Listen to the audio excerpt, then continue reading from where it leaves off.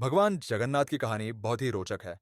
जगन्नाथपुरी का रथ उत्सव विश्व प्रसिद्ध है, परंतु रथ उत्सव से कुछ दिन पहले ज्येष्ठ पूर्णिमा के दिन जगन्नाथ प्रभु को 108 घड़े जल से स्नान कराने की प्रथा है। 108 घड़े जल से स्नान करने के बाद जगन्नाथ भगवान बीमार पड़ जाते हैं। 15 दिन बीमार रहने के बाद जब ठीक होते हैं, तब नयनासर उत्सव मनाया जाता है। परंतु सोचने वाली बात यह है कि जो पूरे ब्रह्मांड का मालिक है, जिसके लिए इस पूरे ब्रह्मांड में कुछ भी ऐसा नहीं है जो नहीं किया जा सकता, वह बीमार कैसे पड़ सकता है?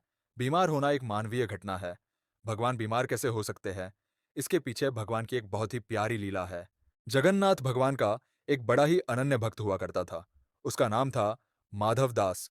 जब माधव दास की पत्नी का देहांत हो गया, तो वह पूरे समय भगवान जगन्नाथ की सेवा ही करता। मानो उसका पूरा जीवन उसने भगवान जगन्नाथ को लिख दिया हो। सेवा के बाद जो मिलता वह खाता, और वहीं भगवान जगन्नाथ के मंदिर के पास अपनी कुटिया में सो जाता। सालों बीते, पर माधवदास किसी भी दिन भगवान की सेवा से नहीं चूकता। दिन तो बहुत बड़ी बात है, वह किसी क्षण भी भगवान की सेवा से नहीं झुकता। जब माधवदास बूढ़ा हो चला, तब वह बीमार रहने लगा। लोगों ने उससे कहा, अब आराम किया करो, तुम बूढ़े भी हो गए हो और बीमार भी रहते हो। परंतु माधवदास किसी की नहीं सुनता, बस अपनी प्रभु सेवा में लगा रहता। एक बार की बात है, माधवदास बहुत बीमार हो गया।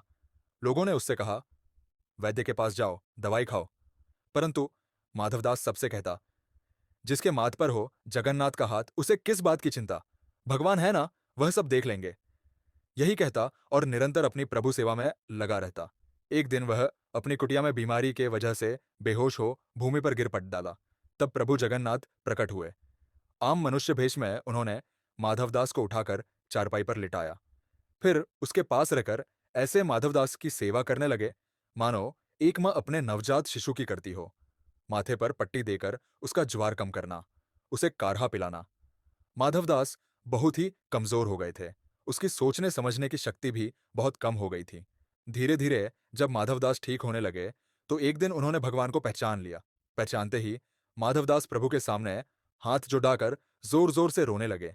रोते हुए कहने लगे, प्रभु आप यह क्या कर रहे हैं? मैं आपका भक्त हूँ, मैं आपका दास हूँ, आप मेरी सेवा क्यों कर रहे हैं प्रभु? अपने भक्त के आंसू भगवान श्री हरि ने पोंछकर उन्हें बसने ली अपने हृदय से लगा लिया। प्रभु के हृदय में लीन होकर फिर कौन सी आस और लालसा बाकी रह जाती है? माधवदास को जीवित होते हुए इसी धरती पर साक्षात वैकुंठ का अनुभव हो रहा था। प्रभु ने उसके पीठ को सहलाते हुए उसे चुप कराया। सुबकते हुए माधवदास ने श्री हरि से कहा, हे प्रभु, हे परमानंद, हे परमात्मा, आप तो त्रिलोक के स्वामी हैं, आप ही नारायण हैं, इस पूरे ब्रह्मांड के मालिक हैं। आपकी इच्छा से तो यह बीमारी क्षण भर में नष्ट हो सकती थी। फिर आपने मेरी सेवा करने के स्थान पर मुझे पूर्णतः स्वस्थ क्यों नहीं किया? भगवान ने मुस्कुराकर माधवदास से कहा, हे प्रिय, कर्मों का फल तो भोगना ही पड़ता है। कर्म का चक्र ही नियति है।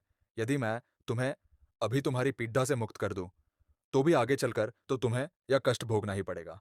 संसार में जो भी कर्म होते हैं, उसके निश्चित कर्म फल भी होते हैं। सृष्टि ऐसे ही चलती है। फिर भगवान कहते हैं, तुम्हारे कर्मों के अनुसार ही मैंने तुम्हारी सेवा की है। तुमने जितनी मेरी सेवा की है, उसका कोई मोल नहीं है। भगवान भी भक्त के प्रेम के भूखे होते हैं।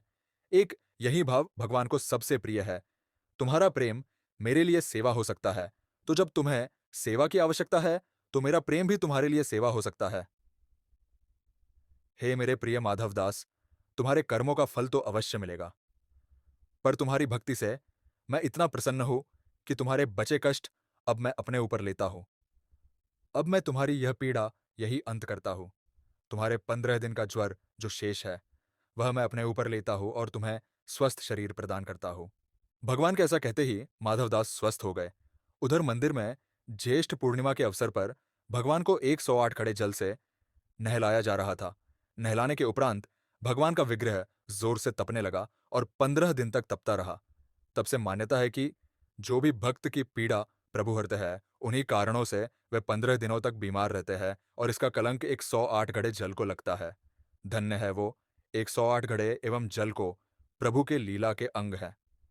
प्रभु की लीला अपरंपार है।